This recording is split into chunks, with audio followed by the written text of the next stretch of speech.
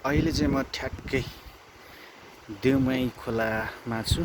देउमाई नगरपालिका र फाक्फुक्थुम गाउँपालिकाको सिमाना देउमाई खोला छ। यहाँ चाहिँ अलिकति बर्खामा चाहिँ बाढी आउँदाखेरि चाहिँ अलिक समस्या हुन्छ गाडीहरू तर्नको लागि।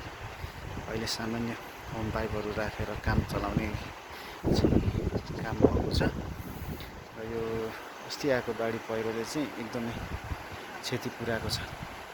वरपरका भागलाई चाहिँ राम्रो तरिकाले काटेको छ र यो चाहिँ प्रशासनले बाढी पहिरो जोखिम क्षेत्र भनेर रहेछ र यहाँ इमर्जेन्सी नम्बरहरू पनि राखिदिनु भएको रहेछ र तलतिर इलाका प्रहरी कार्यालय राखेको रहेछ र यहाँ आसपास कुनै अप्ठ्यारो अवस्थामा तपाईँहरूले यो नम्बरमा कल गरेर सहायता लिन सक्नुहुनेछ।